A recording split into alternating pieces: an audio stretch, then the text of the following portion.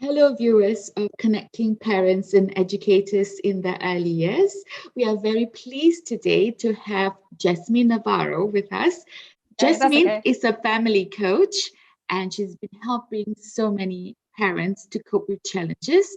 So, Jasmine, can you tell us a little bit more about yourself? Hi, yes. Thank you so much for having me today. Yeah, I'm a family coach. I was a teacher for 17 years and then I became a family coach. And basically I work with parents and their children and teenagers, helping them maybe different issues, maybe build self-confidence, increase their resilience, increase their self-awareness, all things like that, really. Yeah, one-to-one, and then with families and giving workshops as well, interactive workshops. I'm sure you're very busy these days because the COVID-19 pandemic has brought on new set of challenges, and I'm sure that there are more parents reaching out for help these days. So we're going to discuss a little bit more about the impact of COVID-19 on the emotional and mental well-being of young children. So do you want to share with us what's happening out there? You know, what have parents Yeah. spoke to you about, or what have you observed Yeah. really? Uh-huh. Yeah, I think that's a really good point that you've mentioned. I think the biggest issue that I've been dealing with is when the children feel lonely, like loneliness and isolation. They're the two main things. You reminded me of an incident I encountered. Someone I know, she told me that her young daughter kept telling her, you know, why can't I go to school? I want to see other boys and girls. You know, she kept repeating that, and especially for young children, it's difficult for them to Yeah. understand, you know, so that might be an added pressure to parents who are trying to explain, but then younger children don't understand. So um, do you That's think, really tough. yes, that's very tough when you talk about being lonely because young children, that's how they communicate to you. I'm lonely. I want to play with my other friends. So they say it in a Sure. different way. They said, I want to see other boys and girls. Yeah. So what advice can you give to, you know, parents who are facing this challenge, who have children who feel lonely and isolated, especially when they have to, you know, learn online? Yeah, that's a very difficult situation, I think, if they're really young. I mean, I think, you know, children as much as adults need people, need human connection. And so, and talking about it. So having real conversations with them, you know, explaining as best they can. But you do have to be honest to a point, don't you? Even with children, because they're not stupid. They know there's something going on. So I think letting them express themselves, you expressing yourself, and being honest, I think. Obviously, it depends how old the child is, but I think from 5, 6 onwards, I think you can be pretty honest with them. Mhm. Yes, You yes. know, children know if something's not right and you're not telling the truth. Mhm. Okay, let's say hello to Pavla. Welcome, Pavla. Hi, Hi. sorry. I apologize about my crazy drive at home. As you can see, I also changed downstairs to upstairs because the internet is terrible downstairs. I don't know Oh what's wrong no. with the internet today. So I do apologize. Hi, Yasmin. How are you? Yeah, fine, thanks. How are you doing? I'm good, right? Thank you. Yasmin already knows that I speak 100 miles per hour, so she's into it. Okay. So obviously, Jasmine, you go around lots of schools, you work with a variety of educators. I'm sure that you must be aware of challenges that you feel that teachers might have, because that's why you are in schools at the moment, aren't you? You know, to really support that Yeah. kind of nurturing environment and well-being. I can speak especially from my experience because I was a teacher for 17 years. And I just think, you know, as a teacher, you've got so much to do anyway. You've got so much to do and you've got the curriculum to follow. I mean, teaching is exhausting. Even at the best of times, it's exhausting. And so I think in the ideal situation, the teachers would have, I mean, they've got to think about their well-being as well. If they're not thinking about their well-being, then they probably can't promote it to anybody else. You know, it's yourself first. You have to have the good relationship with yourself, and then everything else around you works out better. But so I think some teachers probably, they just haven't got time to think about it themselves, so they just don't think about it for other people as well, including their students. You know, everybody has to be looking after their well-being. You know, the parents, the teachers, and then the teachers can teach the students, and it just has a whole knock-on effect. Like, everybody needs to be working at this together, I think. You work a lot with parents. You know, have parents expressed any concerns about how the children are? A lot of parents try to fix their children, and I think that's the number one thing that they don't need to do, is fix them. You know, there's nothing really to be fixed. I think that's a powerful statement. I love that. Yeah, please share your thoughts more on that. Yeah. And well, children need to be seen and heard. Like all of us, we need to be seen and heard. As an adult, you need to be vulnerable with your children as well. You need to show your vulnerability, and then they can show theirs. It's okay. It's okay to feel sad. There's nothing wrong with that. You know, it's okay to feel all of these emotions. We're human. You know, we're taught, well, I was taught, and probably lots of other people, that there's positive and negative emotions, and they're not positive or negative. They're just emotions, human emotions. And, you know, some of them are uncomfortable, but that's okay. You know, you just need to process them and let them go. You know, like we say, feelings are like cloud. Feelings are visitors. They just have a message for us. You get the message, you feel it, off it goes.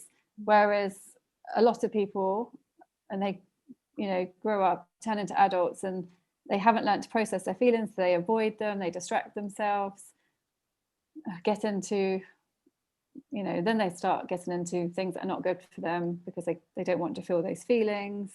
You know, and it's just about, so for me, processing your feelings is key. Just now I was sharing with you an incident, another incident.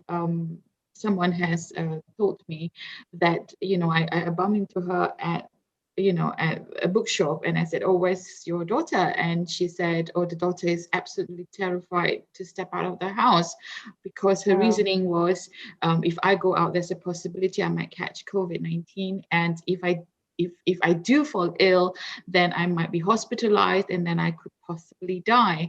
So, you know, that like child, really... that's, you know, so this is, you know, the child trying to process all these negative emotions. I would, you know, hold the space and say, okay, it's okay to feel like this. You know, it's okay. That's the thing. It's okay. However you're feeling is okay. Like, we're not going to judge anyone's feelings. They're not wrong. Nobody's wrong. Nobody's right. It's okay that you're feeling this. I understand. I see you. I acknowledge your feelings. It's okay. You're safe. You know, let them feel safe. Don't let them feel ashamed of their feelings. And support them. Go out, you know, take them out. I think children as well, probably they would get over it much faster, wouldn't they? I think. Let them express themselves, and it's okay, and then take them out. That's what I would do. And just keep trying. I think with kids it's a lot easier than adults, because I know adults like that who haven't been out for like 9 months and they're terrified. I think it's harder for them to get over it, you know. Most of the time, you know, as it comes to self-regulation with children, and all of us adults as well, is, do I know how I feel actually? Yeah.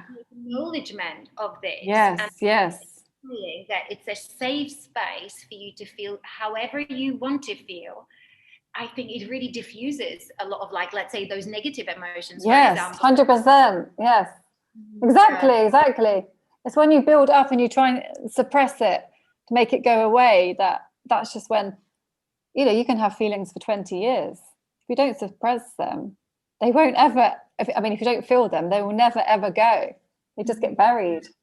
It's unbelievable. Recently I had a case study, well, not a case study, somebody was just basically sharing with me, "Pavla, I need your help," because of course my area is special education, and you know, this teacher tells me, "Look, you know, I am working with this child, but he is very he's not really doing great when he makes mistakes." And I just replied, "Well, how do you feel when you make a mistake?" Wow. Yeah. comes back to, doesn't it? We have got those unrealistic sometimes expectations of children. So this particular boy, the 6-year-old, and I ask her, so what did you do? And I keep telling him, stop it. How would that make you feel when you're having a bad day? And I tell you, stop it.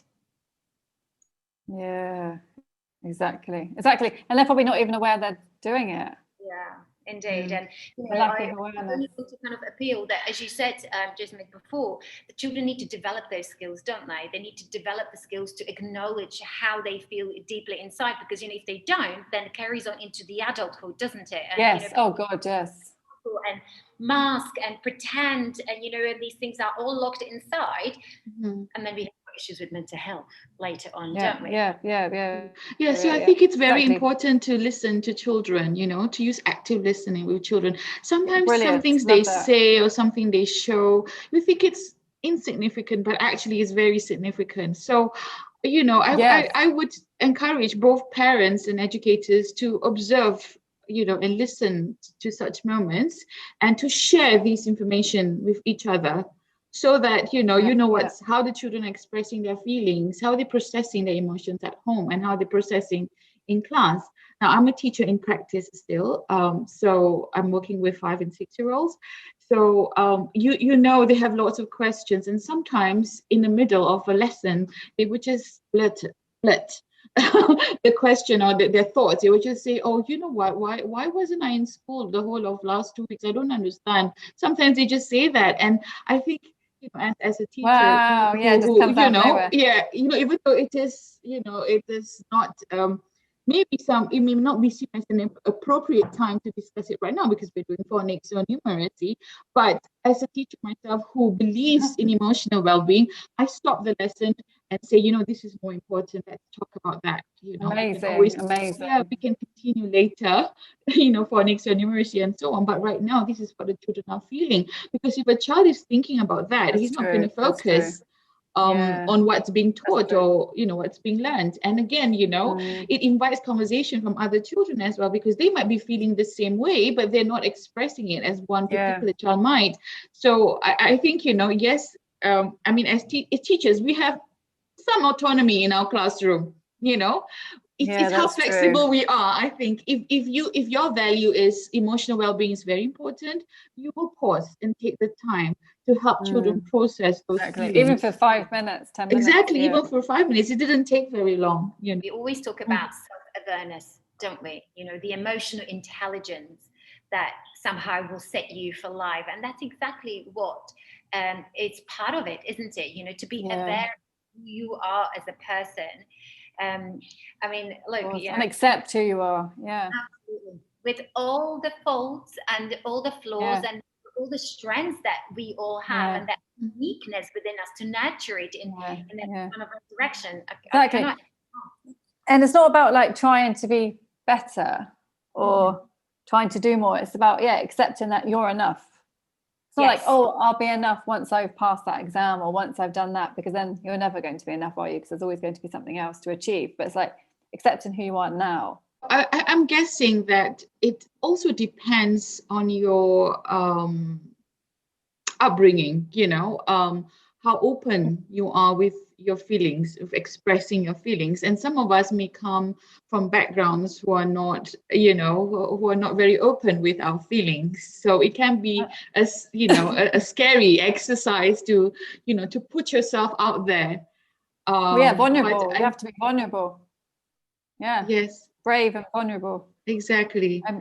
So I think that's very powerful, that it's okay to be vulnerable. That's the first step, I think, to opening up. Yeah, that it's okay to be vulnerable. With someone you trust. Yeah. With someone you trust, definitely. And that's what a coach can do for you.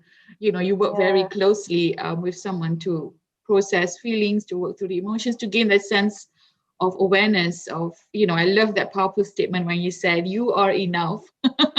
So, yes, you may be vulnerable. It's not because we're trying to look at it as your weakness, but rather it's about discovering that you are enough. So vulnerability is a strength. You need to be brave to be vulnerable.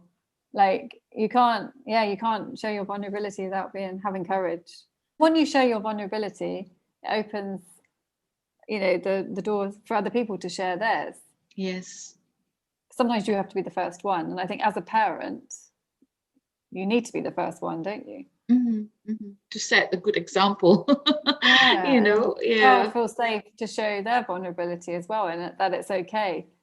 I just think it's about, the relationship with yourself, you know, accepting yourself, loving yourself. And I know it sounds so cliche, but and finding how to express yourself. You know, some people might be through writing, some people through dancing, I don't know, drawing. There's so many ways, you know, and that's what parents can do as well, to help their child find their way to express themselves. And I think that was powerful for me when they said nobody's wrong and nobody's right. When they said that to me in the coach training, I was like, oh wow, so I can't do anything wrong, it's okay whatever I do, you know. And that just liberating. Yeah, exactly. It frees you, isn't it? It frees that sense of freedom. I felt so free. Oh, I can just be myself. Can you take us maybe through some dialogues that you teach children, you know, to ask themselves maybe? Or we have, you have powerful questions. There's lots of different techniques. One of the techniques, and that's when I do the workshops, because I just showed them like a taster of the techniques.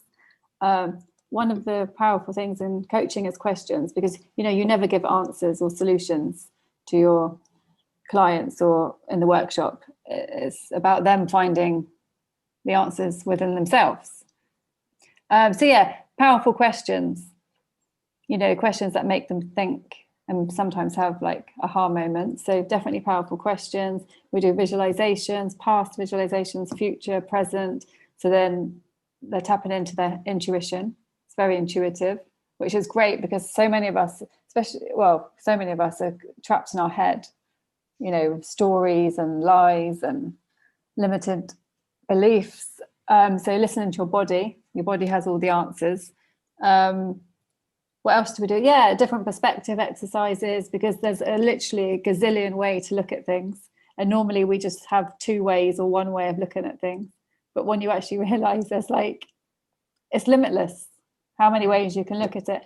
And the processing of the feelings, that's a really good exercise. When I first did that, it blew my mind, because I used to have anxiety, but then I was like, I just have to feel it and then it goes away. That changed my life. It's like, why aren't we taught that at school? Incredible. It takes 5 minutes. Thank you so much for meeting with us with a crazy day where I had to obviously kind of dash this meeting because of the internet. But I think the way I would like to wrap up is, you are absolutely right that the self-awareness skills that really kind of underpins the whole well-being of the child needs to be taught from the very young age. And therefore I think we collectively need to do better in this regard, to basically provide all those skills and support, to parents and educators as well around, to make sure that children do benefit from, all these techniques. You're right. Thank you, Jasmine, for joining us. Thank you so much. Let's keep in touch. It was lovely to see you both.